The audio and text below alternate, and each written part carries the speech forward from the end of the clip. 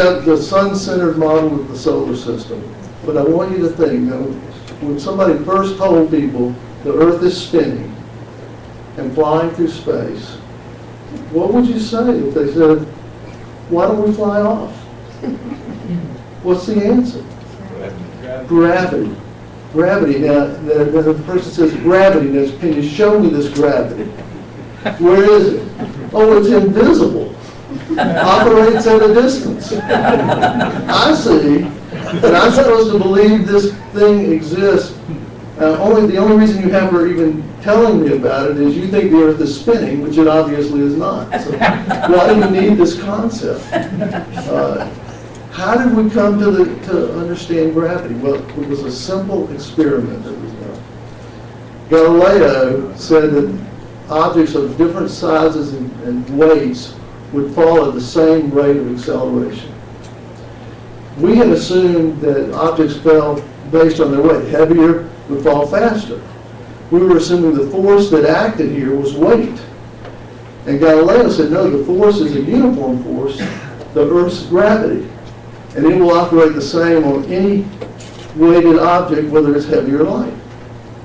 And he repeatedly stood on the Leaning Tower of Pisa and dropped different sized cannonballs off the tower, and they landed at the same time. And people were stunned. They had seen things fall many times, all your life you'd see this, but they had always assumed that they fell at different speeds. And then when they were shown they didn't, it was an eye-opening experience. And that's, I think, how science works. The theory of evolution, how did we get to this? This was a shocking idea when it was introduced. The idea that all life came from some simple organisms that evolved in, and it was insulting, to say human beings evolved from apes. I mean, we had court cases in the United States in the 20th century about whether you could even teach that. So it was very insulting. How did we come to believe it? Well, one is Darwin showed us that if you look at animals in different environments, you see that they vary according to their environment. So if you look at a snowy area, you'll see the rabbits are white. If you go to the desert, you see that they're tan. So he showed us this over and over and over again. He also pointed to the fossil record. We had found fossils before. We didn't know what they were, though. And what Darwin said was, this is evidence of the evolutionary path. And we went and found intermediary species between apes and human beings. We found the fossil record. So that was another thing. It was something that once we knew to look, we could find, but until we thought about it, we didn't even notice. Darwin also told us there were things about ourselves that we could see evolution in. He would point out to audiences that most of us, if you feel behind the curve of your ear, there's a little indentation about a third of the way down. And that's, in monkeys, that's where their ear bends. So and dogs have a crease in their ear the same kind of way. And Darwin said, well, see, you have that crease.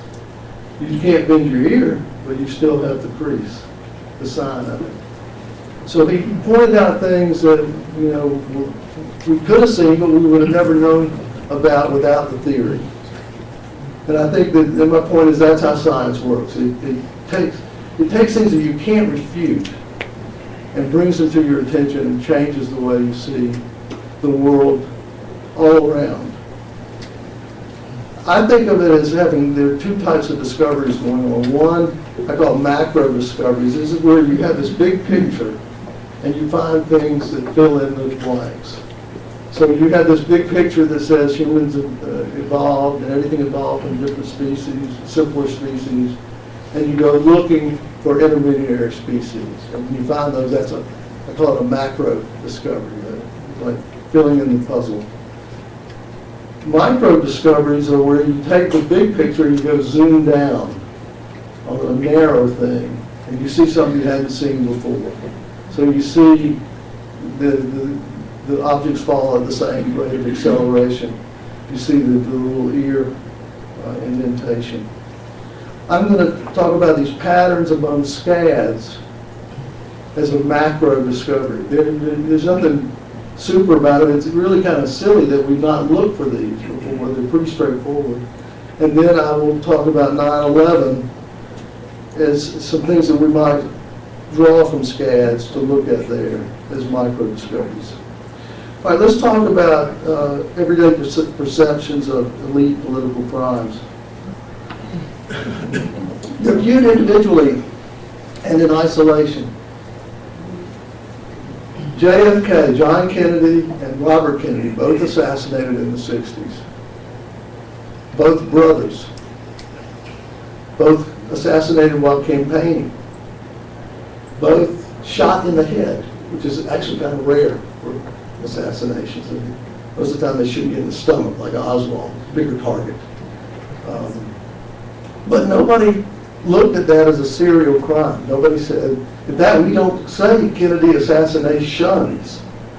We say the Kennedy assassination. And what that means is President Kennedy. And if you want to talk specifically about Robert Kennedy's assassination, you have to say Robert Kennedy's assassination. We don't use the plural. Same with the 2000 and the 2004 election. Now here's two elections, both with the same kind of problems, bottlenecks at the Democratic popular precincts, anomalies in the electronic tabulation of the data, problems with this ballot marking, deviations from the exit polls, statistically highly improbable deviations.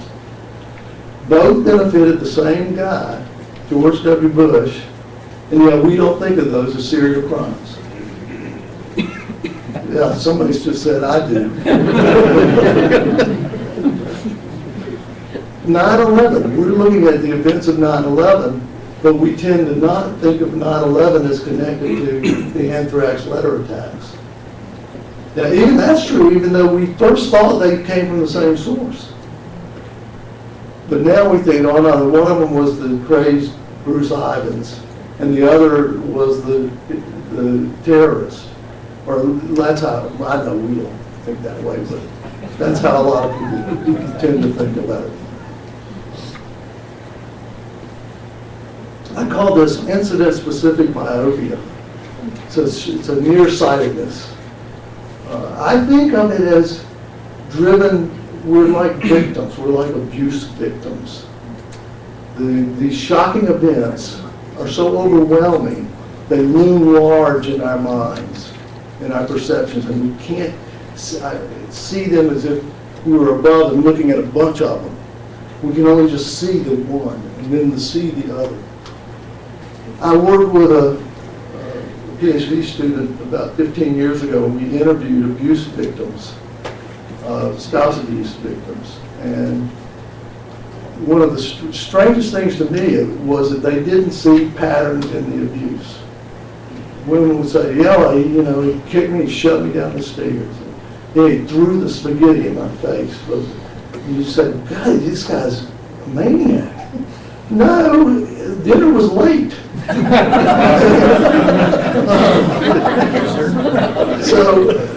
So I think to some extent this myopia is an abuse response. So I don't mean to accuse us of being stupid or foolish or something like that. I think that there are reasons for this.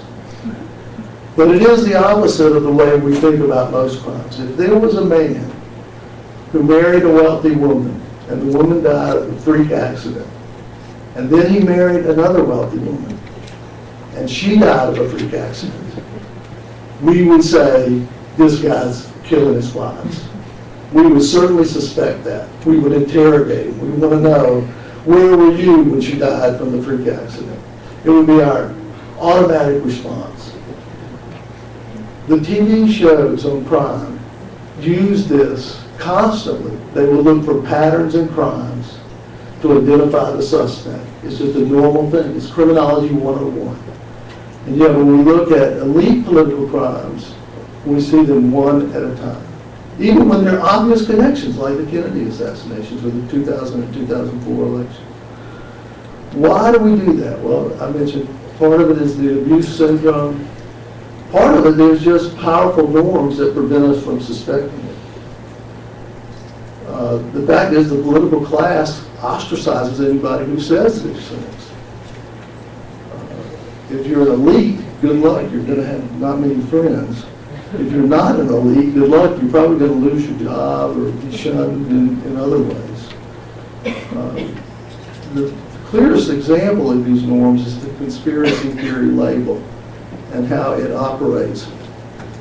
Now, what's so peculiar about the conspiracy theory label is it doesn't make any sense. Okay, the idea of conspiracy being an irrational belief, the idea of conspiracy is a sound legal concept. We use it all the time. We prosecute gangsters in the United States for conspiring. We have a RICO Act. It's about conspiracies.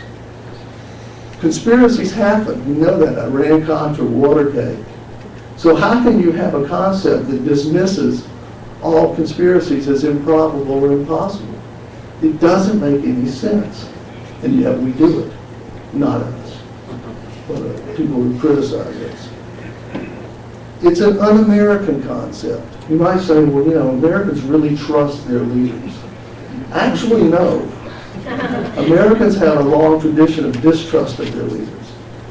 And if you go look at the Declaration of Independence, you will see that it is a conspiracy theory. Yes, we're used to looking at the first few sentences that talk about inalienable rights. But if you read the whole thing, the bulk of it is devoted to explaining that King George is plotting to deprive us of our freedoms and liberties. And we prove this by showing a set of things that evince his tyrannical design. Things like making us pay a tea tax and inciting Indian attacks and slave rebellions. We go through this long list and we say, see, he's plotting against us, and that's why we have the right to overthrow him. So the notion that conspiracy theory is American is wrong. It's totally foreign to our civil culture. It also doesn't make any sense. It's an unsubstantiated theory of its own. When people dismiss conspiracy theories, what they're doing is embracing a coincidence theory. They're assuming that all these things, yeah, they didn't catch the hijackers getting on the planes, and yeah, there was a group of elites who said we needed to have a new Pearl Harbor. And yeah, there were all these war games going on at the time. And yeah, the buildings fell, all coincidental. All coincidences. So what's going on is you have an unsubstantiated theory that's being smuggled in with this pejorative term. And finally, it's based on a false premise, this idea that someone would talk, hey, Americans know you can keep secrets. We kept the Manhattan Project secret. That had 100,000 people working on it. They built 3 cities from scratch. One was the 5th largest city in Tennessee. This word never got out. Get this, when Truman became president, he was not told about the Manhattan Project until he had been in office for over a week. So we can keep secrets. We kept secret our decoding of the Japanese and German secret codes. That was kept secret all through the war. The idea that you can't keep secrets among large groups of people is just mistaken. We have done it. Where did it come from? Why do we, if it's it's a nonsensical and un-American and smuggles in an unsubstantiated theory and is contrary to fact, where did it come from? Well, the reality is part of the pejorative association with the idea of conspiracies came from the CIA. There was a program, a public information campaign that the CIA launched in 1967 against critics of the Warren Commission. This is a copy of a document that was released in 1976 through a Freedom of Information Act request that talks about countering these critics. This dispatch came out in 1967. And what it told the CIA officers to do is contact their media assets. These were friendly editorial writers and politicians. Tap those and tell them that anybody that criticizes the Warren Commission is assuming there's a conspiracy. All the accounts they could put together in that one catchphrase. They also said that it looked like this conspiracy talk, that was the term they used, the conspiracy talk was coming from communist propagandists. Now this is in the Cold War. This is a real smear that they're putting on people who are criticizing the Warren Commission. Recently, we have a proposal for cognitive infiltration. Dr. Griffin has written about this, and I recommend his work. One of the men who wrote the article, these are Harvard law professors, and Cass Sunstein is now in the Obama administration. And they call for infiltration of conspiracy theory networks and groups to disrupt their dialogue.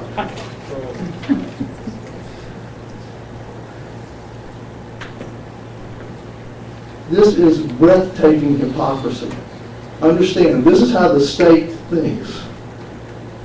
They are saying they want the government to target citizens because they want these citizens to stop saying that that's what the government does.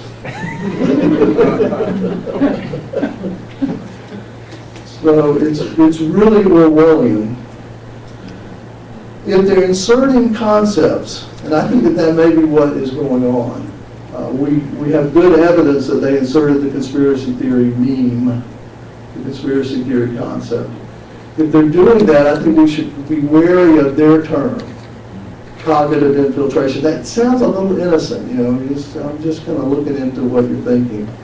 I would call it linguistic thought control or subliminal indoctrination, because they're trying to insert terms into the discourse that bias the reasoning process in the civil society without us being aware of it. They do it all the time when we're aware of it. They're like the war on terror. Somebody coined that term. And, so, you know, extraordinary rendition, harsh interrogation. They coin these terms all the time, but normally we're aware of it. Axis of evil. Axis of evil. We're aware that we can defend ourselves against that kind of manipulation of the language. But this cognitive infiltration that they're talking about is where we would be unaware of it. And they would plant these ideas. So I think we should be very concerned about it. All right, let's look at SCADs. I've got a list of 19 SCADs. These are political crimes and tragedies. Most are well documented. There are only a few that have been officially corroborated. Watergate, Iran-Contra, Plaingate. It turns out that the only time the government investigates itself, my research suggests, is when you have Congress in control by one party and the executive by another. So we get Watergate, you had a Democratic Congress and a Republican president. You get Iran-Contra, you had a Democratic Congress and a Republican president.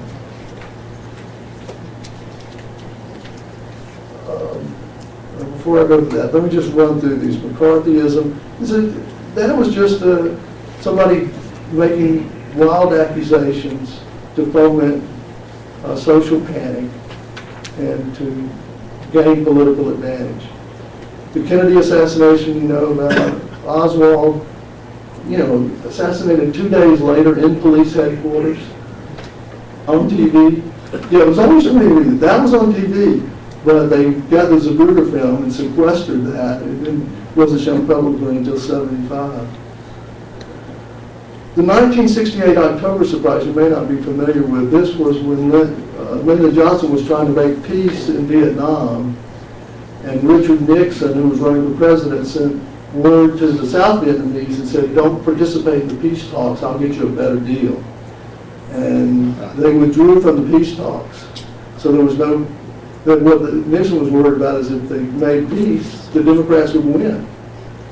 and he committed treason. The guy, this was an act of treason. Johnson found out about it because Johnson had wiretapped the phone in his plane.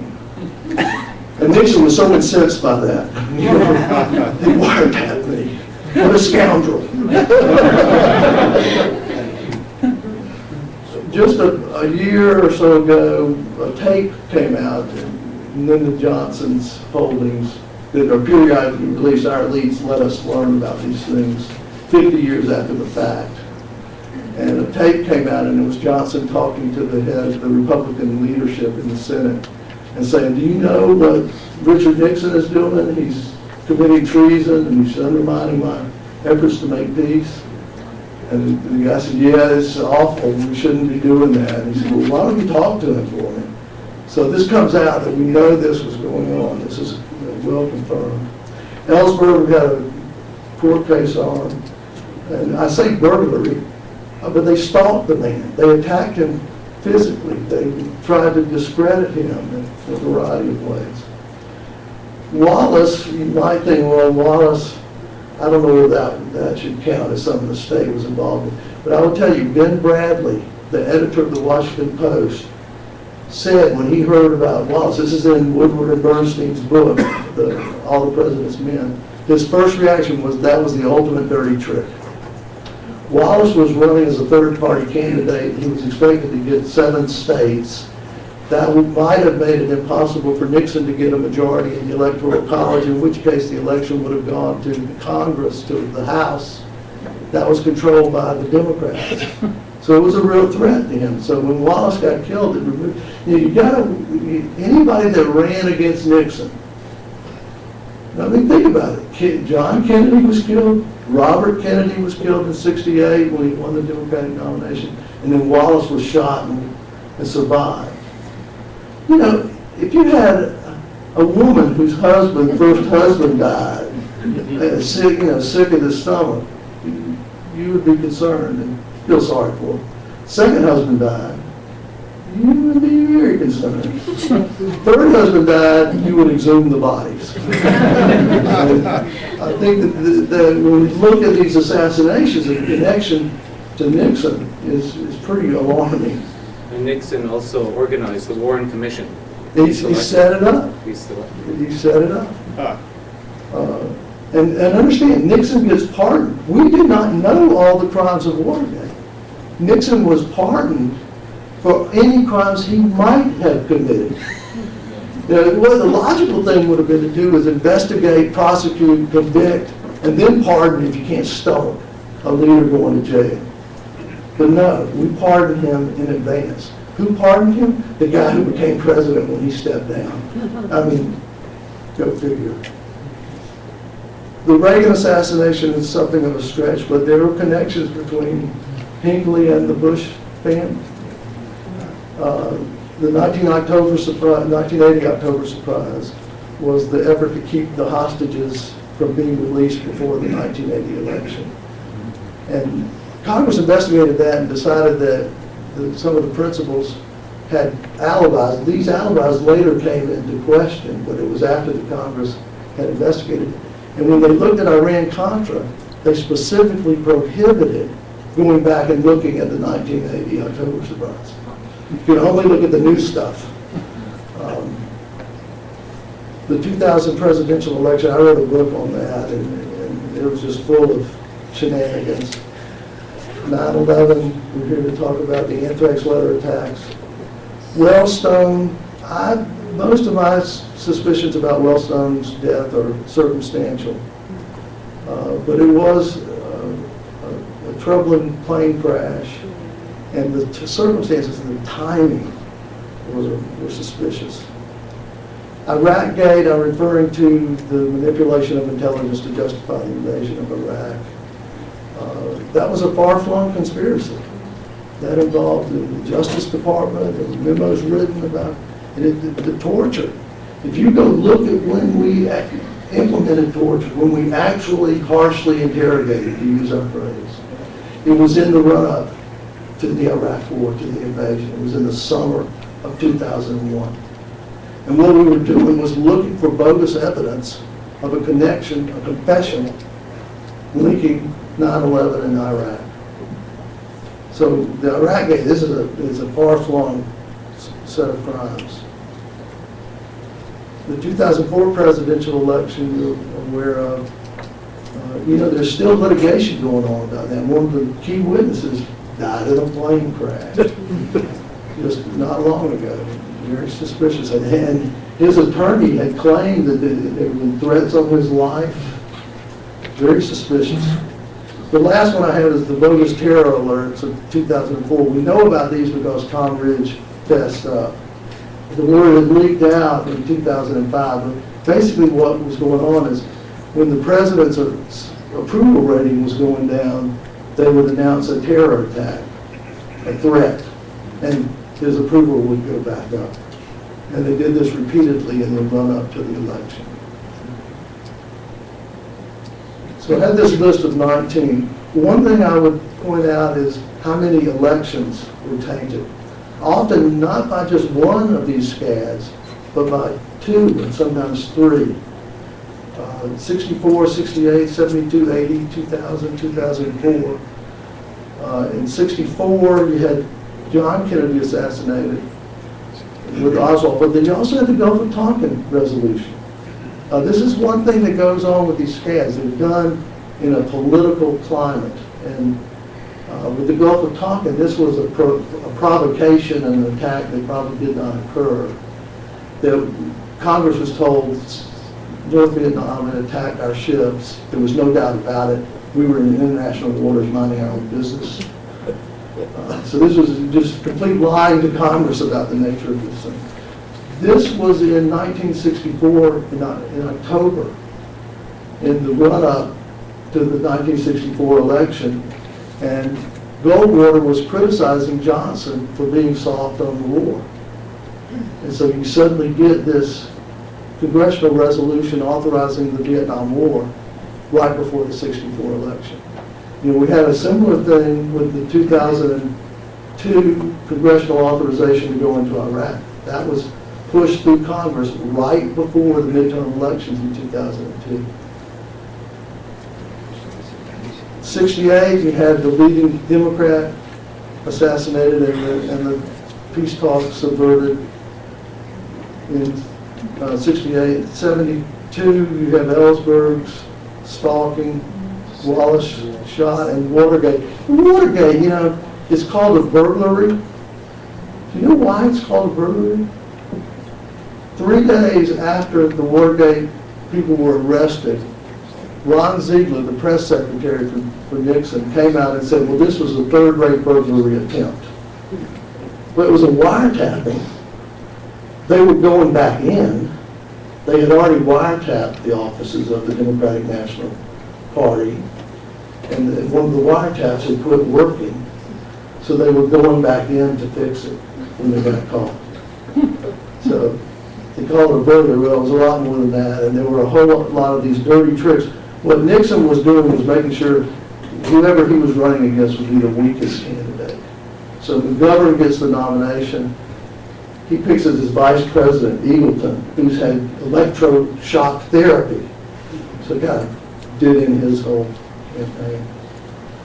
1980, 2000, 2004, you're familiar with. So this is just on the face of it, I think one thing Americans don't do is just look at all the suspicious events that we have. Just lay them on the table and look at them all at once, as opposed to one by one. That's half of the presidential elections. Now, I broke it down. This is a bar chart showing how I've rated these in terms of the degree of state involvement, the confirmation, my confidence in that. Most of them are highly confirmed. We've got tapes, confessions, memoirs, the Gulf of Tonkin. You hear people say, well, that probably never happened. Well, if you look at the documentary, Fog of War, there's an interview with Robert McNamara, and he said, yeah, it never happened. What he doesn't say is he went to Congress and said it happened. But most of these are well confirmed. Some are mainly circumstantial, and I include 9/11 here. We don't have a confession yet. We don't have although the evidence of controlled demolition is pretty close to a smoking gun, but I'm counting that as not as strongly confirmed as some of these other things, where we had actual confessions and, in some cases, prosecutions. And then there's some that are speculation almost, that it's mainly circumstantial, but the circumstances are enough that if it was an ordinary crime, you'd be exhuming the bodies or something. So most are well confirmed. They're hard to confirm. The perpetrators are experts. They know what to hide. If you look at Hunt, McCord, and Liddy, who were the Watergate burglars, these former FBI and CIA agents, attorneys, you sign a secrecy oath.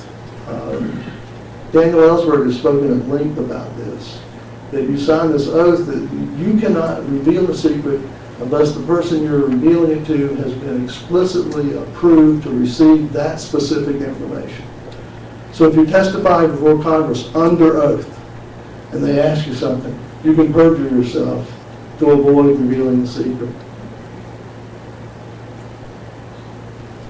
These SCADs, they're industrial level operations. If you look at Watergate, for example, this wasn't a couple of burglars. They had two people in the hotel across the street watching. They had one person to pick the locks. They had one person to photograph the documents. They had one person to wiretap the phones. They had a whole crew of people. And it was a highly organized operation. So the difficulty in convicting people on this is often they don't know what their role is. They know what they did, but they don't know where it fits in the larger scheme of things. You obviously know that the investigations are conflicted. And then the problem of pardons. Normal crimes, the way it works is you get the guy on the bottom and you threaten him with life imprisonment or whatever and say, but if you'll tell us who you were working for, we'll cut a deal with you. And you work your way up the chain of complicity. With high crimes, with SCADs, the president can pardon everybody. So they've got to keep the chain from going up to the president. If the president resigns, you've lost your get out of jail free card. So it undermines the whole investigative process. If we look at the tactics, the modus operandi, as the criminologists call it, the most common are assassinations. I have 6 here listed. I didn't include the anthrax letter attacks that were mailed to Leahy and Daschle because I counted them as a planned international conflict event, a false flag event. But if you had included them, there would have been 8 assassinations that looked like some kind of state involvement. So that's the most common MO. Second is false flag operations, provocations, misconstrued intelligence, sabotage of peace talks. So that's a common approach. These false flag operations are not that common. 9/11 stands out as being such a big, visible event and also immediately followed by the anthrax letter attacks. So you have 2 right there, which I think frankly is a signature. And I'm going to suggest at the end of my comments that it would be advisable for us to look more carefully at the anthrax letter attacks. Election tampering is a recent development, and the burglaries, which again is kind of a euphemism. But one thing I would note about this is you look at the skills and tactics. There's skills and tactics of military and intelligence professionals. And actually, on some other work I've done, if you look at the development of them, you'll see that they tend to correspond with what we're doing in the international sphere.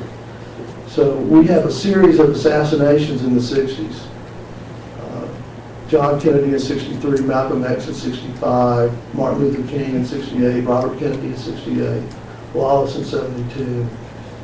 We have this string of them. Well, at the same time we were assassinating leaders internationally. So my suspicion is that these tactics tend to migrate back into our domestic affairs. But in any event, even regardless of the timing, you can see that the tactics show this imprimatur of intelligence and military skills. This chart looks at how well confirmed we have these scads and what MO they used. These are the highly confirmed, the medium, and the low. This bar, the green is election tampering, the tan is manipulation of defense or false flag operations, planned international events, burglaries. The main thing I want you to see is the ones where we have low confidence were assassinations. And the ones where they're low or medium were either assassinations or these false flag operations. So what it suggests to me is, yeah, they're less likely to come out, particularly when they involve murder and treason. They're much more frightening events for the people who participate in them. And I'm almost done with the patterns. If you look at the motives in terms of what these scads do, who benefits, what are the consequences, most of them, almost 2/3, affect war. They make war more likely to start or to continue or to escalate.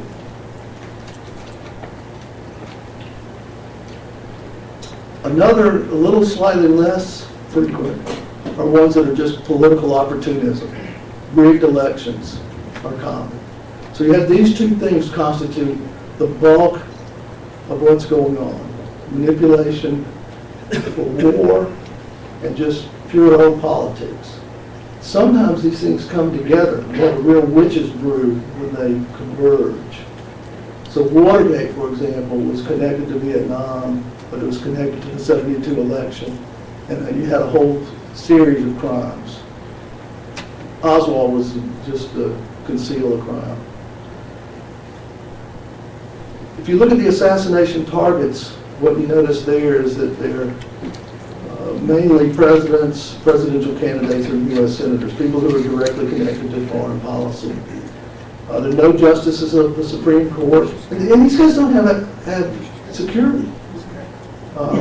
One of our Supreme Court justices was well known for jogging through Washington, D.C., which itself is not particularly safe. But we have no justices of the Supreme Court assassinated, no House members until Gabrielle Giffords. Although there was a House member who was killed at the Jim Jones thing in Africa.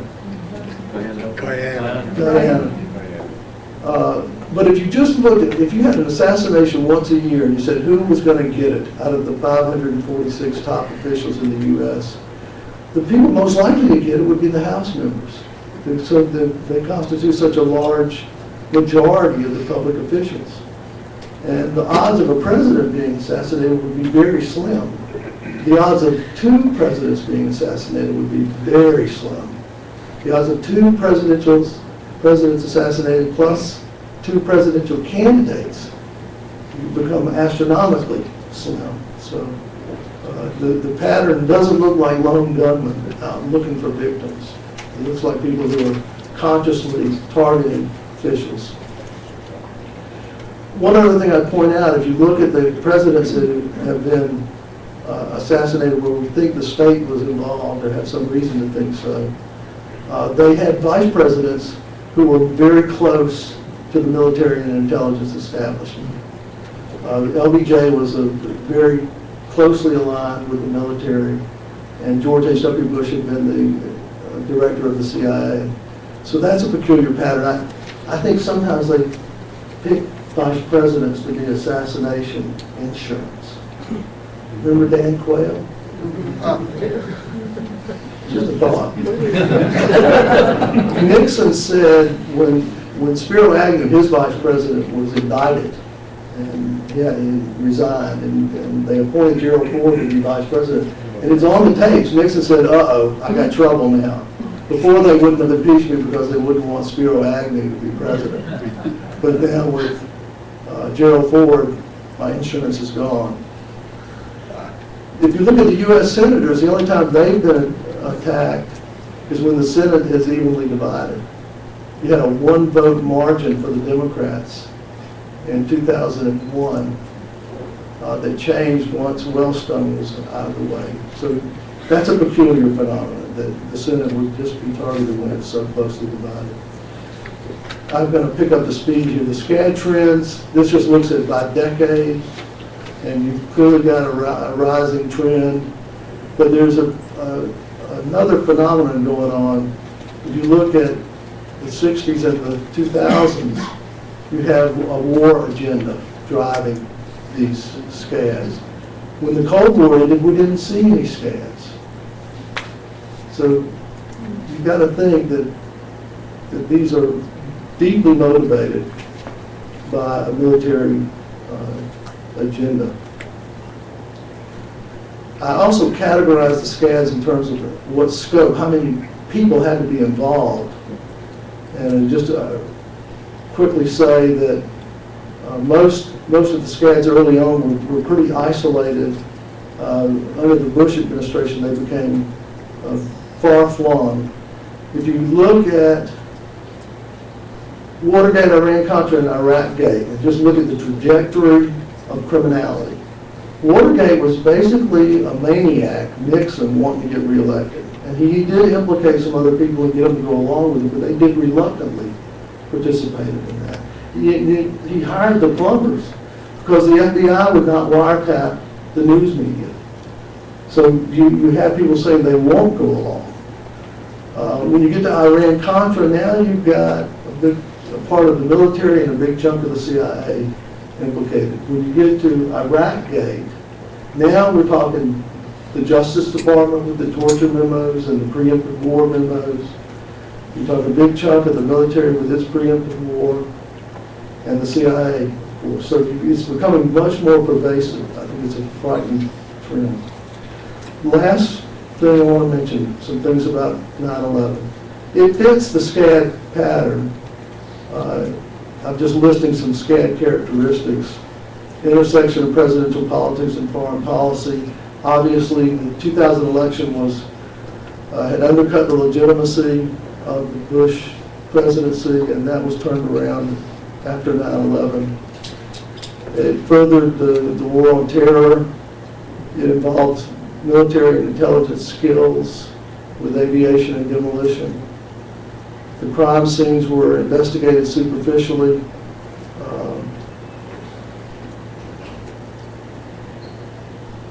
With the no check for explosives in the debris. Photographic evidence. The Pentagon, all the closed-circuit TV videos were confiscated, and only one was released, which was of very poor quality. But there was also a set of photographs taken of 9/11, a helicopter flying above it. These photos did not come out until 2010. It took a Freedom of Information Act request through NIST to be able to get it, and they were really shocking because they showed so much dust and this kind of patterning that looks like explosives. There's a name for pyroclastic pattern. Tendentious analysis. When they had a problem with the Kennedy assassination because they could only have 3 bullets fired in the amount of time that they had. And yet they knew one had missed, so they had to, with 2 shots, explain how Kennedy got it in the neck and the head, and John Connally got it in several places himself. So they came up with the magic bullet theory, that it ricocheted. Well, we have the magic buildings theory. There is this tendency to develop very tendentious analyses to deal with forensic evidence rather than look at the evidence and say, oh, geez, the implications of this are very significant, we need to follow it. Instead, it's like, oh, cut it short. The last three are the ones that I don't think we've looked at sufficiently. These events tend to have a lot of coincidences, they occur in clusters, and they involve some manipulation of our perceptions of the events. The coincidence in 9/11, I'm not going to go over, I've already kind of recited some of them. There are many of them. But we have a science that calculates the odds of coincidences. It's called statistics. When you flip one coin, you get a head. There's no big deal about that. Flip it twice, you get a head. The odds of that are the odds of getting ahead once multiplied by the odds of getting it once. Again, 0.25. 3 heads, you multiply it again, so it's 0.5 cubed. When you get to 10 heads, you're looking at the odds of 1 in 1,000. I did a list of coincidences for 9/11, and I've come up with 50 coincidences, which make the odds of that 1 in a quadrillion. So but again, the science really raises strong doubts about it. Oh, I did want to mention that we need a SCAD statistics. We need a field of SCAD statistics where people calculate the odds of these things. Steve Freeman did it after the 2004 election. He took the exit polls and compared it to the election returns in a bunch of states, and he found that you couldn't have had that in any kind of statistically probable way. That frequent deviation, particularly almost always benefiting Bush. But we need a whole field to develop around this. The anthrax letter attacks, there are a lot of holes in the Ivan's case, but the main problem they've got is the silicon and tin that looks like it weaponized or increased the dispersion ability of the anthrax. See, this stuff was going through mail sorters and coming out of the envelopes and spreading. But that doesn't work with normal anthrax. You got to do stuff to anthrax to get it to spread like that.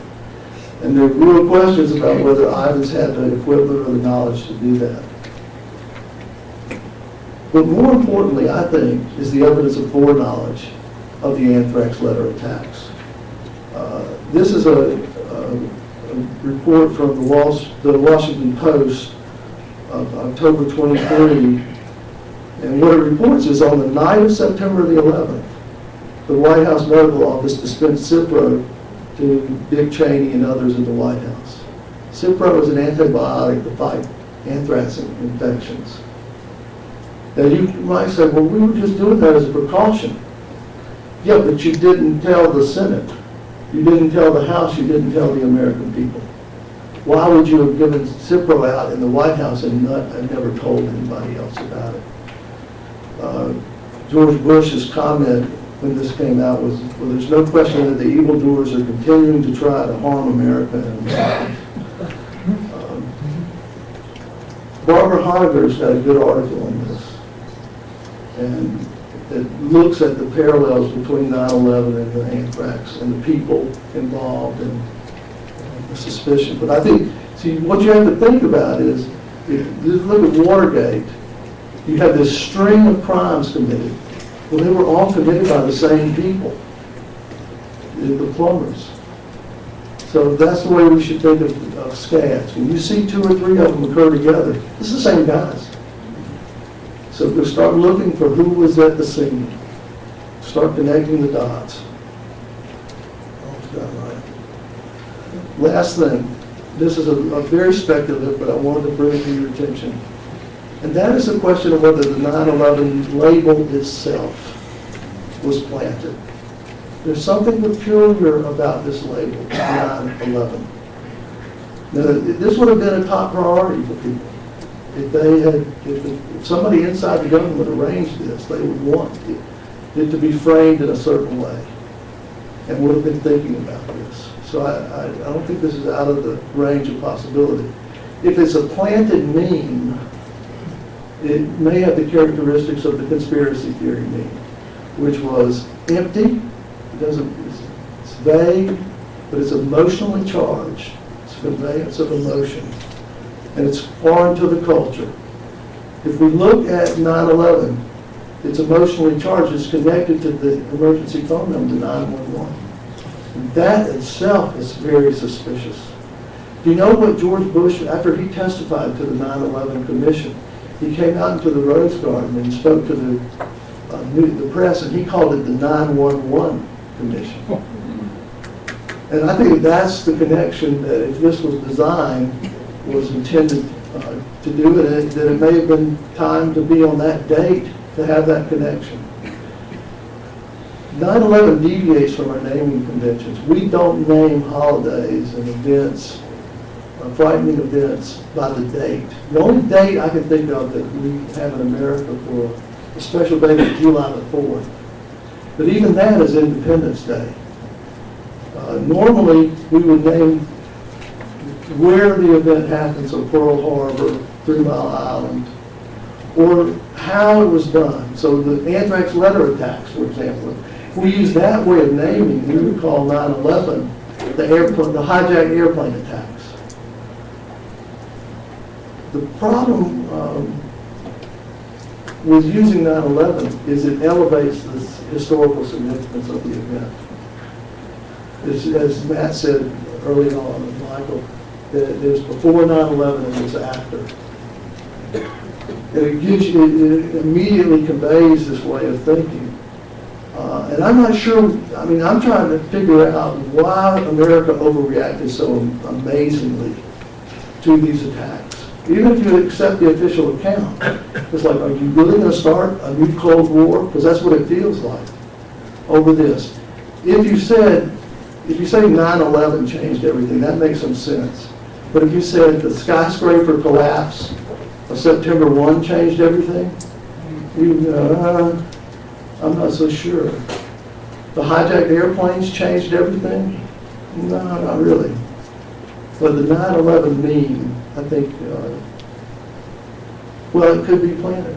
That's my suggestion to you. I did track down the first instance where I could find where it was used. It was used in a headline in a story the next day, September 12th.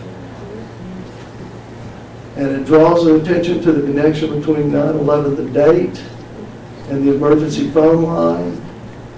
And it says it was an aptly dated wake-up call.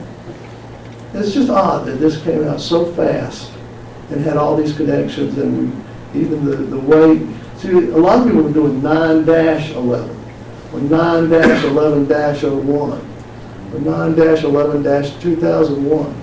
And so here, the very next day, 9/11, drawing attention to the emergency phone number. These are the kind of sciences I think we should try to expand. I've given you examples of them. I hope that you'll join with me in doing these, and I appreciate everybody letting me use all their material for my theorizing. Thank you.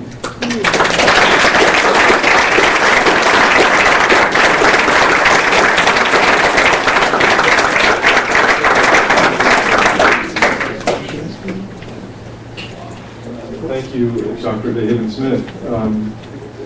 Panelists, we will take questions now, and I'll just try as judiciously as possible to field you by name. We'll start with Herbert Jenkins. I'm sorry. Okay. Richard Lee, please. This is Herbert Jenkins. I'm sorry. Sorry, gentlemen. Why don't you go ahead? I have the microphone, so I guess I'm in control. Your history of SCADs gives a new meaning to the term American exceptionalism. But I'd like to question you about the strength of the generalization from these 18 other SCADs to the 9/11 SCAD. And I think that depends in part on whether you think that anyone who's considering this thinks there are characteristics of the 9/11 alleged government conspiracy which are not shared strongly by the other SCADs. incidents. I think you pointed out some in passing, but I'm asking you to comment on possibly unique characteristics. That's a very good question, a very good point. And I do see 9/11 and the anthrax letter attacks as being unique and different, but on the same trajectory of development. This is like an organism that is growing. It's becoming larger, it's becoming more sophisticated. If you think back about the Kennedy assassination, that was a remarkable event, but it was primitive in some ways. It was a high-powered rifle from a distance, and that left questions about who actually did it. And you see the assassinations shift to handguns up close after that. So I think that there's a tendency for these things to evolve, and that when you get to 9/11, that it is, yes, it is on a much larger scale, it's much more sophisticated, assuming it's a state operation. It's a false flag event, which itself is relatively rare historically. So yeah, but I don't think it rules it out as a SCAD. I think it fits.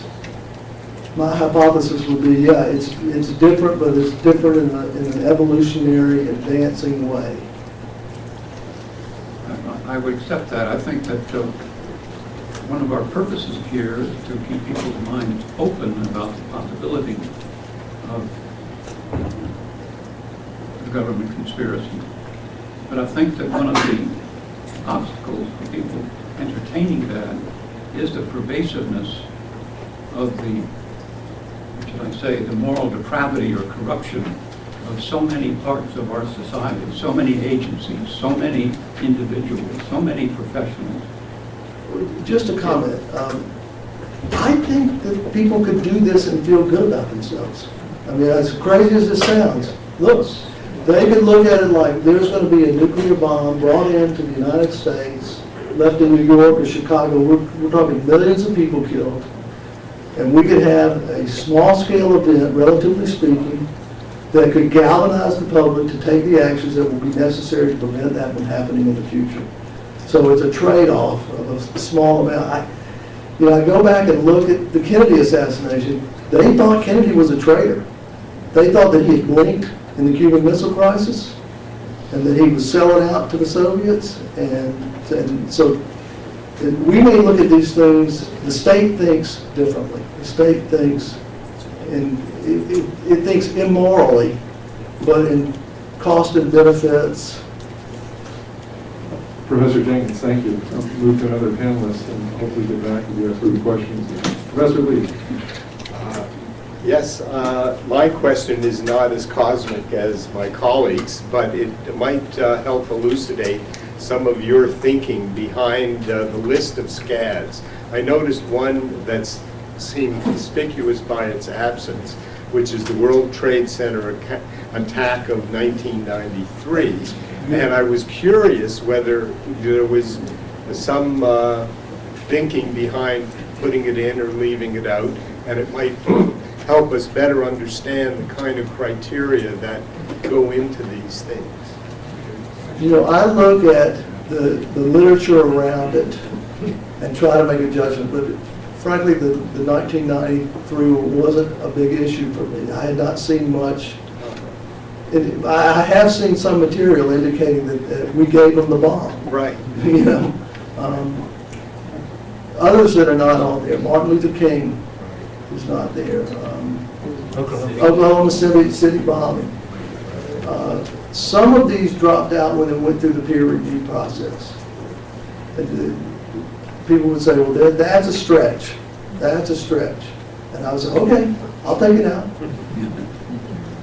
But I think what we're doing is arguing about it at the margins. Okay. The core of it is accurate, and we can generalize from that about this kind of behavior. Thanks. Professor Johnson. Thank you. Remember, Dostoevsky wrote a book called Crime and Punishment.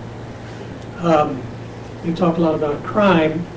You haven't talked much about punishment and remedies and whether we have any opportunities to address these terrible issues of state crimes. In any of your examples, are there any pieces of promise for finding punishment and justice? Well, Matt and I wrote an article on preventing state crimes against democracy. And what we said was, you may not be able to prove these, maybe you doubt us about this, but what we need to do is put in place some forensic requirements. Any other crime, you know, you go out here and somebody gets hit by a car and the car drives away, there'll be a big investigation. There'll be inventoried evidence, there'll be witness testimony taken. Do you realize that when Kennedy was assassinated or when 9/11 happened, the investigative procedures were invented on the spot? What I would like to see us do is mandate citizen juries. No more of these insider commissions where everybody's conflicted because they've got something to gain or lose. I want to require independent professional investigation of the evidence itself. So NIST is a government agency. Somehow you have to figure out a way to create independence. The closest thing we've come to it is juries. It's just regular, ordinary citizens. They are not as easily bamboozled as a bunch of sophisticated lawyers, apparently. If you look at the ones that have been officially investigated, Watergate, Iran-Contra, and Iraq or Plainegate, what that shows is the biggest barrier we have to dealing with this is the pardon power. Because in every case, the culprit was pardoned. And as I indicated, that makes it hard to investigate and get confessions because people think they're going to get out of it. Another thing I would point our attention to is the Nuremberg war crimes trials as an example. And I mentioned a couple of things about it. One, I already mentioned the evidence was at a lower standard. We took circumstantial evidence seriously because we assumed that these people had control of the administrative and investigative machinery.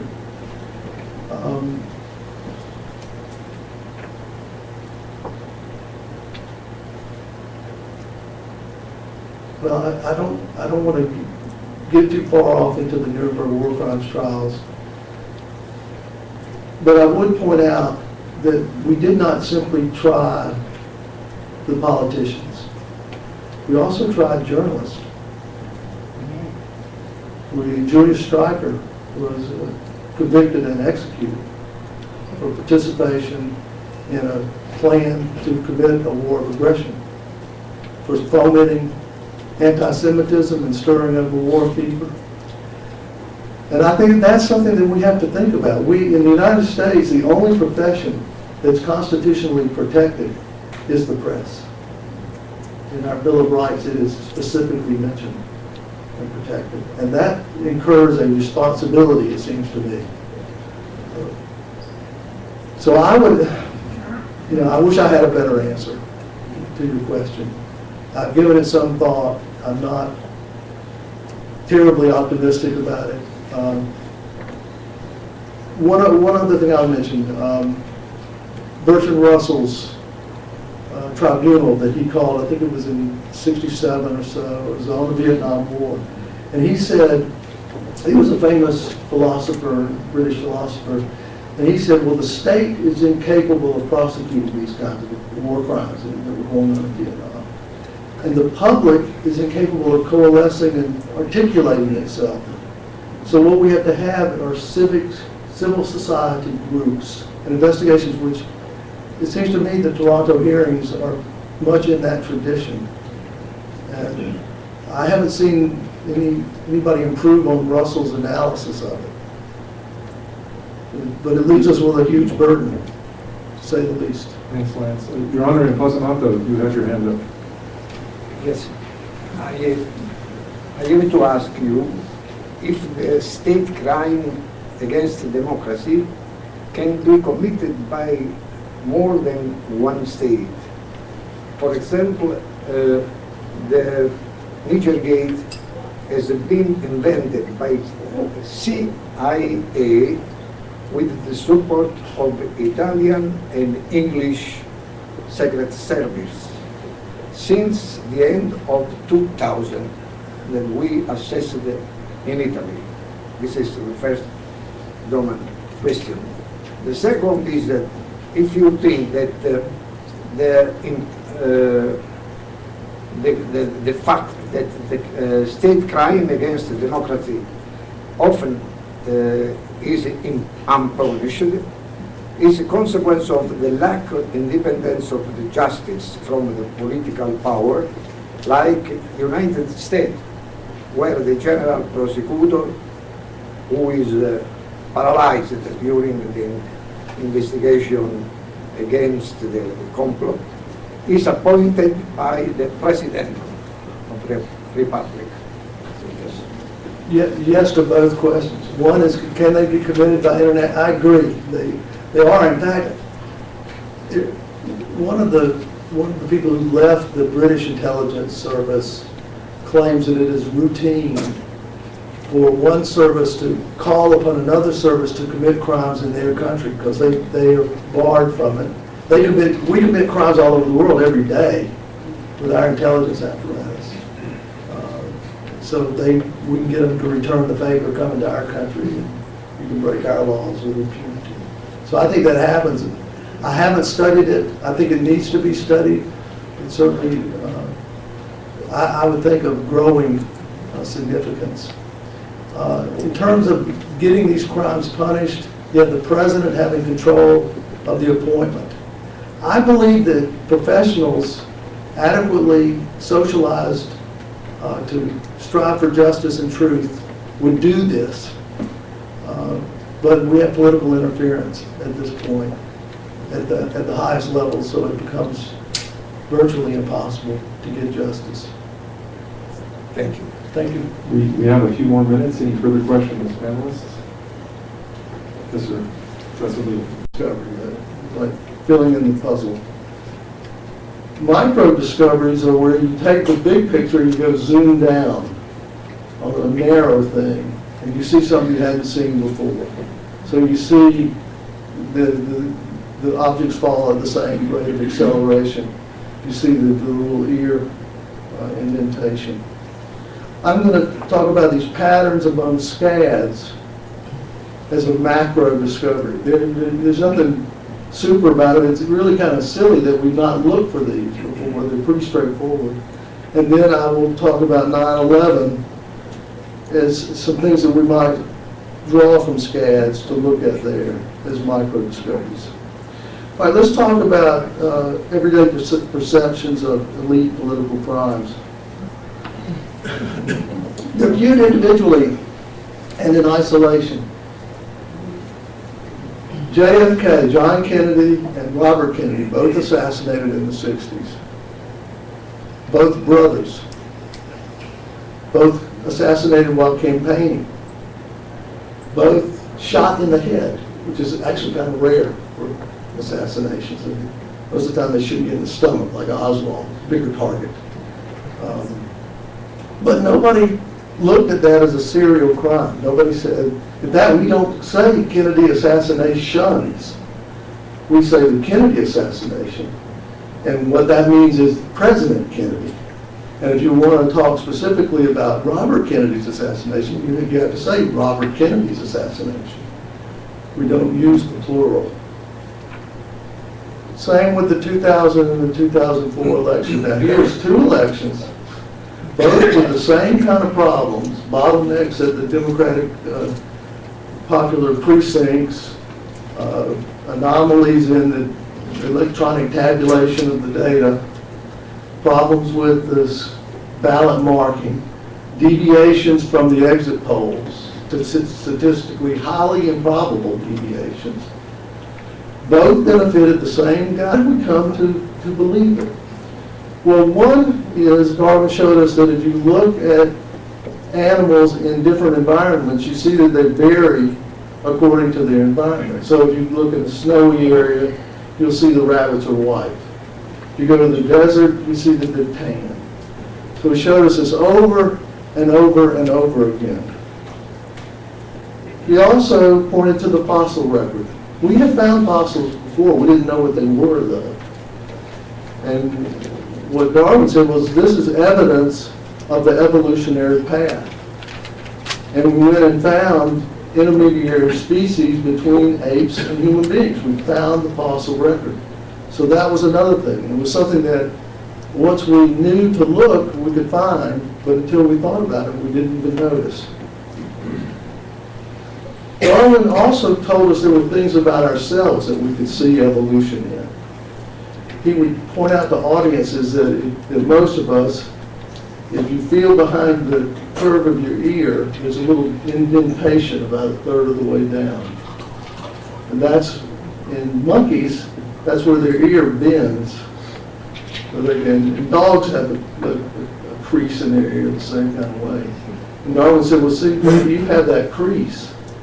You can't bend your ear, but you still have the crease, the sign of it. So he pointed out things that, you know, we could have seen, but we would have never known about without the theory. And I think that, and my point is, that's how science works. It takes things that you can't refute and brings them to your attention and changes the way you see the world all around. I think of it as having, there are two types of discoveries going on. One, I call macro discoveries. This is where you have this big picture and you find things that fill in the blanks. So you have this big picture that says humans evolved and everything evolved from different species, simpler species, and you go looking for intermediary species. And when you find those, I call it a macro. The sun-centered model of the solar system. But I want you to think, you know, when somebody first told people the Earth is spinning and flying through space, what would you say if they said, why don't we fly off? What's the answer? Gravity. Gravity. Now, the person says gravity. Now, can you show me this gravity? Where is it? Oh, it's invisible. Operates at a distance. I see. And I'm supposed to believe this thing exists. The only reason you have her even telling me about it is you think the Earth is spinning, which it obviously is not. So why do you need this concept? How did we come to understand gravity? Well, it was a simple experiment that was done. Galileo said that objects of different sizes and weights would fall at the same rate of acceleration. We had assumed that objects fell based on their weight. Heavier would fall faster. We were assuming the force that acted here was weight. And Galileo said, no, the force is a uniform force, the Earth's gravity. And it will operate the same on any weighted object, whether it's heavy or light. And he repeatedly stood on the Leaning Tower of Pisa and dropped different sized cannonballs off the tower, and they landed at the same time. And people were stunned. They had seen things fall many times, all your life you'd see this, but they had always assumed that they fell at different speeds. And then when they were shown they didn't, it was an eye-opening experience. And that's, I think, how science works. The theory of evolution, you know, how did we get to this? This was a shocking idea when it was introduced, the idea that all life came from some simple organisms that evolved in, and it was insulting, you know, to say human beings evolved from apes. I mean, we had court cases in the United States in the 20th century about whether you could even teach that. So it was very insulting. And the woman died of a freak accident. And then he married another wealthy woman. And she died of a freak accident. We would say, this guy's killing his wives. We would certainly suspect that. We would interrogate him. We would want to know, where were you when she died from the freak accident? It would be our automatic response. The TV shows on crime use this constantly. They will look for patterns in crimes to identify the suspect. It's just a normal thing. It's criminology 101. And yet when we look at elite political crimes, we see them one at a time. even when there are obvious connections, like the Kennedy assassinations or the 2000 and 2004 election. Why do we do that? Well, I mentioned part of it is the abuse syndrome. Part of it is just powerful norms that prevent us from suspecting it. The fact is the political class ostracizes anybody who says these things.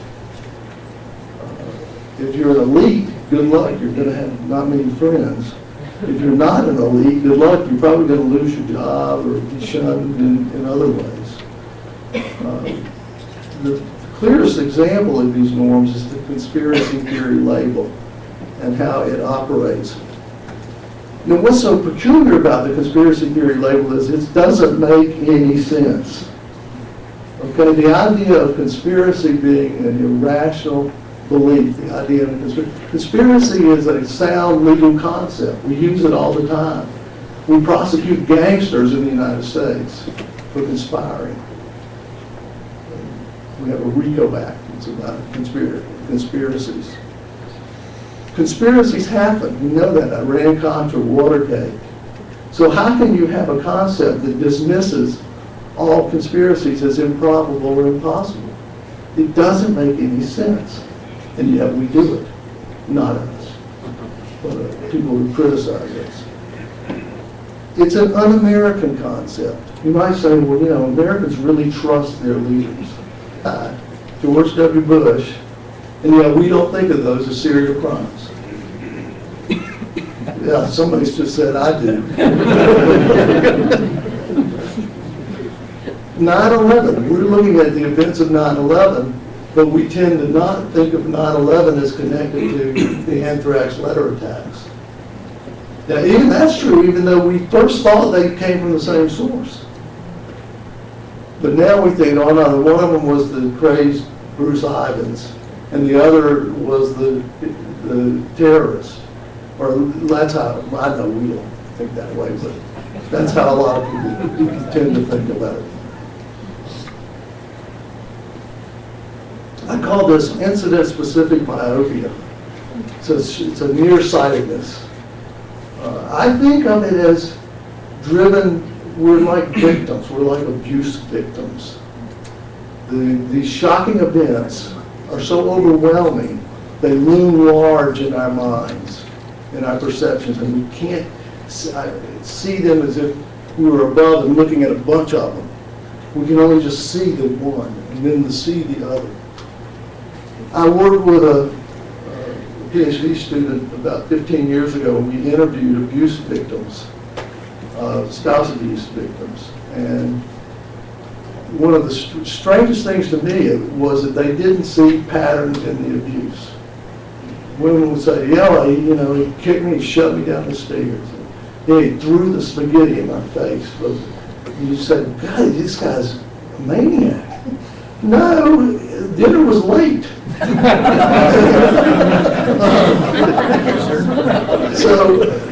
So I think to some extent this myopia is an abuse response.